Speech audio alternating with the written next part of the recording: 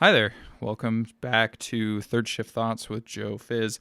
I am Joe Fizz, and we are back after a couple months of hiatus due to me finishing up school. But school is finished, so I will continue on my once a month Third Shift Thoughts posting. And if you're new to the program, welcome. I am Joe Fizz, as I've probably said like 4 or 5 times, including in the song. I just basically explore the nature of things that I think about when I am walking around at night at work. For example, in the past, we have had topics ranging from why do you always check under your bed? In the future, we're going to have thoughts on we've had thoughts on Atlantis in the past. In the future, though, looking to delve into a little more bands, maybe incorporate a couple memories that I have of different things, providing my experience. This podcast started from basically my friend Lori saying, you should just talk about things, provide insights that you've seen through your life. And I thought that was super cool. I thought that made me pretty happy inside. So I decided, sure, I'll take the helm of podcasting. And honestly, it's become one of my favorite hobbies. I love it. I wish I could do it full time because I'm just that creative person. But, life happens. I want to give a shout out to Apple and GarageBand specifically for providing the drummer for this intro song. I do not own any of the loops that I use. The only thing that I do as far as the music goes is I provide the guitar work. All that guitar work you heard was me, not to self-brag, but I wanted to give a shout out to Third Man Records and their new plasma coil pedal. It is by far one of the most amazing things I've ever used. And being a huge Jack White fan like I am, I love incorporating Third Man aesthetic and work into my podcast and just life in general. So thank you, Third Man. I was not told to plug that. I just wanted to give a big thanks for that. So for today on the program, what are we going to talk about? Something that's probably been in your face and you're just so sick of it. But I wanted to throw it out there. It's COVID-19. And I know a lot of people will turn the podcast off right now because they're just sick and tired of dealing with it. I just wanted to provide some insights that I had into COVID. So here we go. So obviously COVID-19 is a pandemic that has swept the whole world. It has been somewhat divisive in the nature of, the country specifically, at least the country that I live in, has been told to quote unquote shut down. This has been going on now for about a month or two. It has been, things have been restricted. Products have been flying off the shelves. I was actually really lucky the other day to procure a tub of Lysol wipes. They were off-brand Lysol wipes, but they're still Lysol wipes. Bleach wipes, disinfectant wipes, however you want to put it. It was the last one on the shelf. And I thought, that they were in the nature of, people were like waiting in line. And then as the stalkers of the store I was at put them on the shelf, they were just handing them out left and right. I saw somebody, while the individual stocking the product were talking briefly, there was an unopened crate of it, and there was an individual behind them and said, "Excuse me, can I have one of those?" And it just struck me that, the nature of this is not partisan in nature. This is something that we are experiencing that has been politicized, but from a basic point of view, this can kill people. This is something that has killed people. This is something that we need to, and inevitably, as far as this podcast goes, we need to be kind. We need to be considerate of those and to perform our civic duty, which is to stay informed. Now, again, I have never really promoted politics on this podcast. I think part of it is that I just don't want to experience the twofold nature of it, depending on however I have a take on it, and then someone can use that take and say, well, this person agrees or disagrees with me, and it just causes a whole, as the TV show Downton Abbey says, a brouhaha, which I don't want. I don't want that. But there's something to be said about being informed with science and being kind enough to realize, okay, maybe I need to practice some social distancing. Maybe I need to practice some mask wearing. The glove wearing thing is still a little divisive, but ultimately, regardless of not whether you want to wear gloves, just wash your hands. Be as cleanly as you can, to be considerate to our youth and elderly, and also those that are immunodeficient. I know someone personally. I think we all know somebody who is either elderly, young, or immunodeficient, but I know personally someone who's immunodeficient, and I'm trying my best to help them stay healthy, stay safe, and at the end of this, at the end of the tunnel, when we can procure a vaccine and we can all have the herd immunity that we need to ultimately be kind to one another. Again, if you have problems with my take on it, you can message me personally. I will discuss it as kindly as I can with you. I know for me personally, I'm trying to limit as much outside contact as possible, but the weird thing about this is that because, again, I'm a nerd, I have bookshelves upon bookshelves and Dungeons and Dragons books on Dungeons and Dragons books and video games. I have stuff that I know can keep me company. Now, this is the part that I really want to hone in on. There was a brief moment in at least where I live where we were told to stay home. Now, essential workers, I'm among one of those essential workers. We're out. We took the precautions as needed, but the thing is, though, is that this was definitely scary. I know some individuals who were furloughed and they were enjoying the first part of it, but as we know, there are things that come in, such as bills and wondering when the next check may come, things of that nature. And I just want to be the calming voice to tell you that I personally believe that everything will be okay. Now, I don't want to come at this from a privilege angle just because, like I said, I am an essential worker. I want to come at this from the point of view of that the hope and the utmost, universal prayer is that this is temporary. This does technically have an end to it in sight. We just need to be calm and we need to be patient and we need to, like I said, be kind. We need to be kind to ourselves too. I know during the initial portions of the shutdown, I was like, man, I really wish I could do Third Shift Thoughts right now because I would love to say, hey guys, take this time that you have to reconnect with yourself. So part of the meditation section I had, being kind, doing something for yourself. For me, that was, I picked up video games again. I love video gaming. It's been a minute. I honestly, if this will be crazy to you, I never finished Skyrim.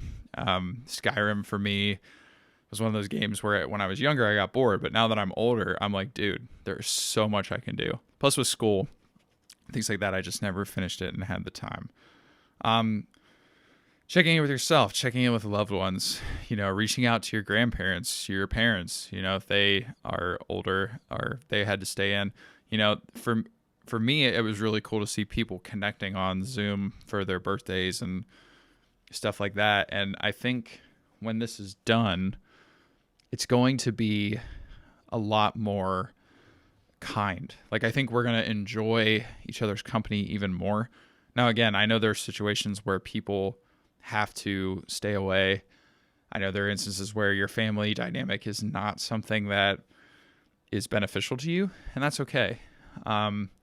Maybe instead of family, it's friends, people that you can reconnect with and enjoy that hug from or enjoy that personal presence. Me personally, I got to see my immediate family this past weekend, and after months of not seeing them, after practicing proper distancing, which we still did when we were in the vicinity for some graduation purposes. And, it was so enjoyable. I valued that person's time, those people, and the people around me, their time so much more. Thinking about, having the initial portions of the shutdown, it provided me the actual break that I needed from all the other activities going on around me to just, level out, reconsider, reconvene with myself, allowing me to take a step back from the busyness and say, hey man, it's okay to take a day off. Like, it's okay to just relax and to do whatever you want. And that's okay. Again, so which I say to you, I hope that if you had some time off, that you were able to reconvene with yourself and say, yeah, like, this is cool. Like, I'm happy, I'm calm. I'm going to reconnect. I'm going to drive on, and I'm going to realize just how valuable this time is. And if not, if you were an essential worker during that time, all the power to you. Like, keep driving on. I hope that you personally can find some off time. I know that there is a kind of like a rally around the flag effect when this kind of thing happens, and you don't want to, step away because there are people on the lines in your stead, and they are in your place when you are not there, and it makes you want to go back and be there on the front lines with them. But every superhero needs a break. Every essential worker needs a break, and your feelings are valid about this, and it is okay. Once again, I'm going to say this so many times. I don't want to politicize this. Every person who is experiencing this pandemic, their worries, their fears, their anxieties, they're all valid. I just want you to, within your different positions, respect what it is that you have with each portion of it. And to close out this portion, I just want to say, per the Grateful Dead, we will get by and we will survive. The Grateful Dead is actually going to be my next segment, a Dead and Company / Grateful Dead. But I just want to say, if you have time, don't see it as a wasted time. I know it's hard for some because, anxieties with bills and things like that. But if you can reconnect with your surroundings and yourself, if not also and additionally your family, maybe pick up a hobby, pick up something that, you've always wanted to do. I know for me, again, it was video games. Like, I picked up video games again, and it was fantastic. Like, I love them even more than I did, 10 years ago. But once again, I implore you, I beg you, please, please, please, try. And if it takes me to push that narrative, then that's okay. But try to consider what you have / what you had with this kind of reset. It's phenomenal. It's something really interesting, I think, that hasn't really happened before in society, as far as, this modern society or postmodern society, technically. Just value, like, take the minute to step back and value what it is that you've been given. I know for me, I really haven't played guitar for me, I haven't played guitar for the portion of the pandemic. And now that things are starting to pick up and I have more time, I'm like, oh crap, my guitar, like, I'm going to pick it up and play. And what you've listened to in the beginning of this recording is the third one that I've just come up with since I've had the minute to stew and think and all that stuff. So again, I hope your quarantine, you are safely able to work, that in the event that you can't, that you take the time to reconnect, revalue, and reassess what is going on. And if those conditions are met, I hope that you are safe and that your health is in good shape, and nobody is affected in your family by this. So that way we can continue to keep getting by and surviving. Thank you for that little bit. I've been stewing on that for a couple months now. Again, if you have problems with it, that'll probably be the most political that I get ever. And that wasn't even, in my opinion, really all that political. But we're going to take a little narrative break. Instead of doing a song today, I'm going to tell a story. So I'm going to give like 5 or 10 seconds of silence, and then I'm going to cut into this story.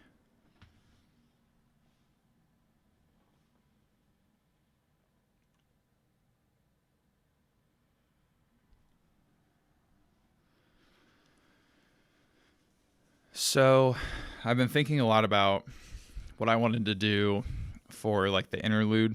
I kind of want to narrate or shuffle it between stories from my existence and also just like music, because music is my life. But I think today I want to talk about a memory that I have from when I was younger. I was about 14, and one of my favorite bands was Paramore. Paramore, if you don't know who Paramore is, they're a post-punk pop band. They're technically pop punk. They're a couple Grammy award winning.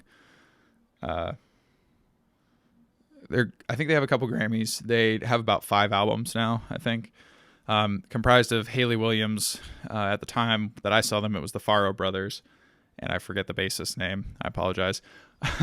But anyway, so they were on their brand new Eyes tour, specifically the Honda Civic tour, and that was actually almost a decade ago, which kind of freaks me out. But anyway, so I begged and begged and begged my grandparents to take me. For those of you who know my grandparents, this doesn't come as a surprise. For those of you who don't know my grandparents, all my grandparents are great. My grandpa and I are obsessed with music. My grandma is also obsessed with music. I still have memories as a kid sitting next to grandpa, and we were playing "Oh Brother, Where Art Thou" on the stereo CD, and I yodeled with him, and it was just so much fun. But anyway, I just asked my grandparents, I'm like, hey, can you take me to this show? They're like, sure, we'll do that. So we went to the Rock and Roll Hall of Fame. I got to see a lot of Bruce Springsteen's gear and things from his life, which was super cool for somebody who was just learning to play guitar and had a big dream. Ended up going to the Hard Rock Cafe, which was a lot of fun. And I saw this group of people there, and they were wearing Paramore shirts. And I was like, oh, that's pretty cool. Right on. All right, maybe I'll see them later at the show.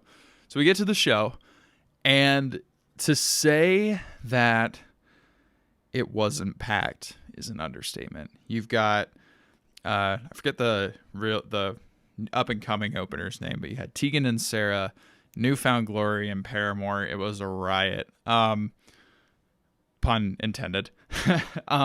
So, we were playing, and my grandparents were like, no, you can go have fun. You can go have fun. I said, okay. So I, looked to the back, and I saw where they were, and they were standing along like a little concrete barrier and in the back next to the restrooms. And, I dove into the crowd. For a 14-year-old coming from small town, this was like an awakening experience. People drinking beer, people, making out, people, running around like crazy. It was interesting. So anyway, I had a great time. But what made this night so magical for me was that it was it was technically my first rock concert, but it was such an experience to have all these people my age were all screaming these lyrics. Again, I was 14. But it was cool too, because I have like the coolest grandparents ever, and they, were so supportive and going. And at the end, my grandpa was like, I really like that, and it was just so funny to me because, angsty pop punk and my grandfather who listens to 1950s and 1960s, 70s, like all decades of music, but it just made me laugh. But the one thing I will say though, this is the show that really got me hooked into live performance because there's so much energy. There were punks everywhere. There were just people all over the place, and it was just bizarre. But the one thing I remember the most was that we all were just screaming the lyrics back at these barely like, I think they themselves were only like 20 somethings. And it was just a cool moment. It was cool to have that moment with a lot of people. So thinking about that, reflecting on that, especially in the midst of this pandemic, it was just such a good time. So this was definitely one of those moments where I personally fell in love with rock music and live performance. And hopefully, fingers crossed, will be one of the penultimate reasons why I myself go out and play live music. So anyway, thank you for the little blurb. Again, I know that was just kind of a really random portion. I know that some people had mixed emotions about the music, so I'm trying to shake it up a little bit with memories that I have from life. So a couple more seconds and we'll go back into the Grateful Dead.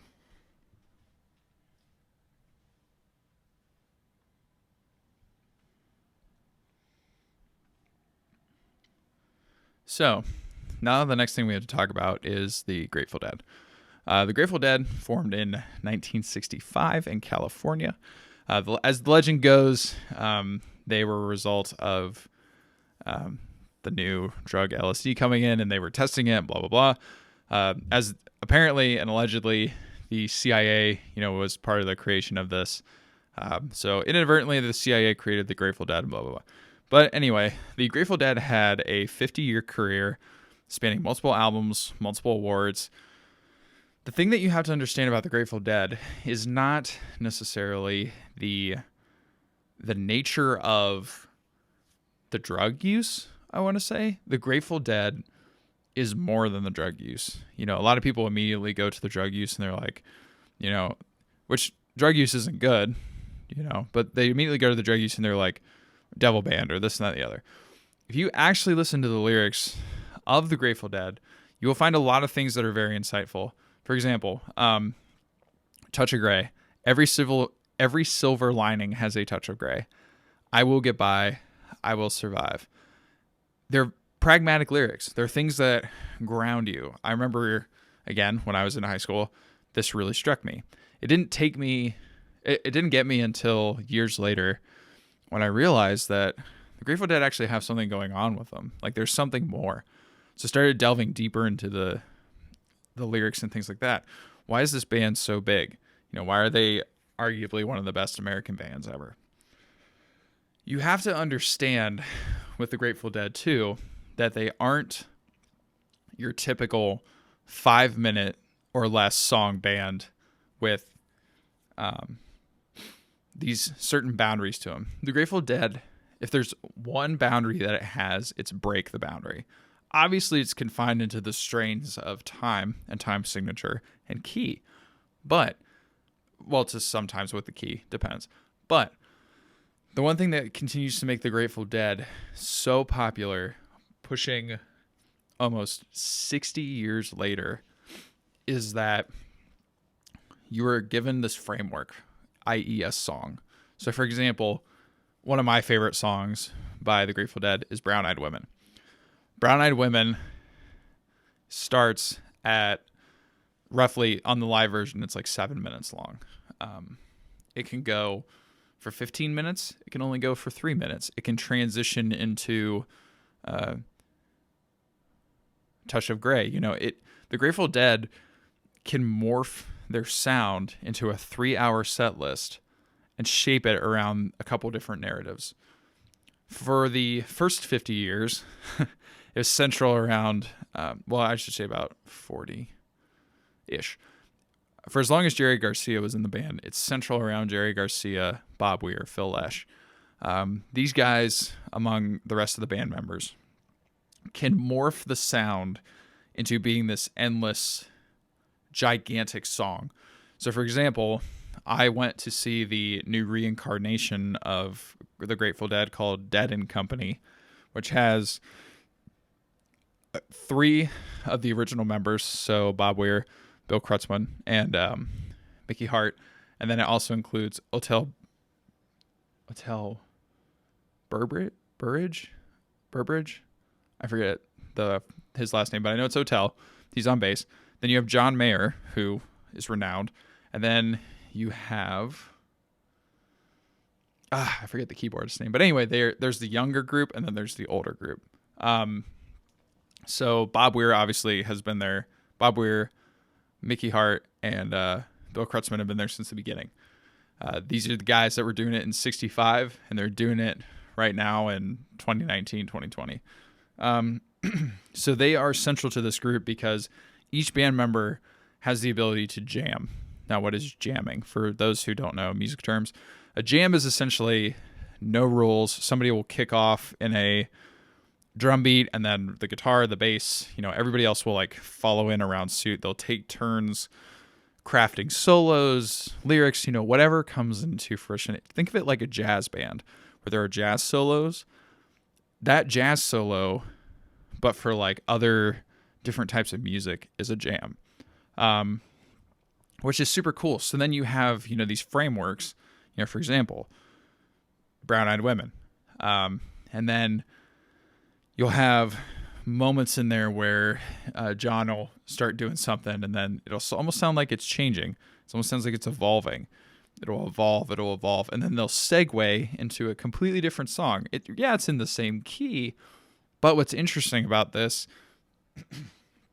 is that they have a continual ability to change and craft their sound in addition to keep going. Obviously there are the portions of it where people are like on drugs, and that was part of the experience. But for me as a musician, and just an admirer of music, going to see Dead and Company was really cool because it had the ability to just keep evolving and changing. For the first hour and a half, they didn't take a break. That's an amazing feat for a musician. Bruce Springsteen puts on 4-hour concerts. Eric Church does like 3 to 4. The Grateful Dead have the ability to go on forever. Their lyrics are great. It's just an amazing experience. And also the people are incredibly kind. Kindness is part of the components of this podcast. They're incredibly kind. Going up to them, you can just talk to any of them. The only thing that they get really picky about is merch. They will fight for posters. I remember there were only 5 posters left for my specific show, and I was able to get one. Just out of every merch table that was around the stadium, I had one of the 400, and I was super happy because they almost sold out. But Deadheads are really kind. They have somewhat of a reputation to them. But other than that, the Grateful Dead are one of the most amazing bands, and probably, in my opinion, the best American band, just for the ability and the tightness of the group. As far as the ability to play around each other, it's an incredible thing to see. The new incarnation, Dead and Company, once again, it is phenomenal. If you have the chance to go see them live, or just listen to one of the live streams or albums on Spotify, I highly encourage it. It's phenomenal. Too bad I can't play portions of their stuff. That would require permission. Maybe in the future I could incorporate more of it in there. But there are these pilgrimage events to go see the shows. I remember the venue that I went to, it was like sold out to 20-some thousand people. That's not only is that a lot of money for them, but to still be doing it 60-some years later, and to have a whole new generation come up and be like, yeah, this is phenomenal. Like, this is life-changing. It's incredible. Again, I hope that you can enjoy it. I hope you get the chance to go see it at some point. It's just, again, it's a phenomenal experience. So, well, with that, that concludes episode number 10 of Third Shift Thoughts with Joe Fizz. I hope this one wasn't too hard for you. I know these were kind of a couple different topics that may be, mixed emotions for some. But then again, I wanted to come back as strongly as possible and keep going into the future. So thank you so much for listening. I will catch you next month in June and with 2 new topics. I hope you stay safe, think deep, be kind, and love deep. I think I said all those. Stay safe, think big, be kind, love deep. Yep, I got them all.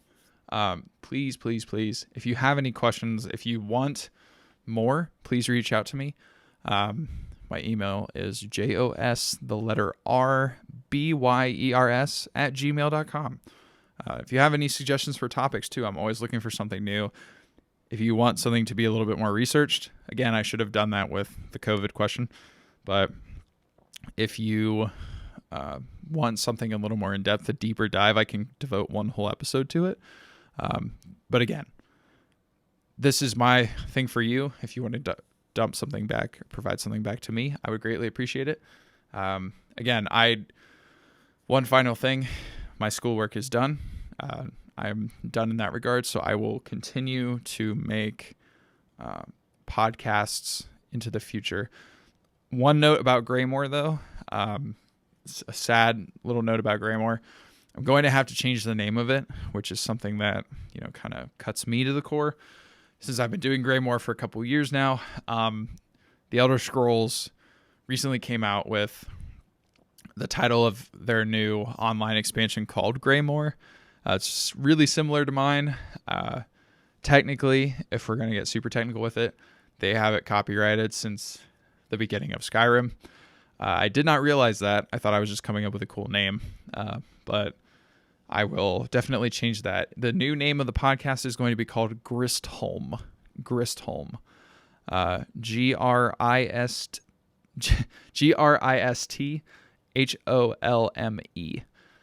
This is going to be coming to a new podcast. I'm probably just going to rename everything. We're going to start doing Origins, Gristholm Origins. We started with Graymore Origins. It's now going to be changing to Gristholm. I wanted to also add components to the show. I want people to have appearances on there. Here's looking at you, Earl. So if you guys want this to be a thing, actually, no, it is a thing. It's going to be a thing. I'm just letting you know it's a thing. One more other point to note, though. I need to finish the second and third arcs of Gristholm from what I was starting to make before.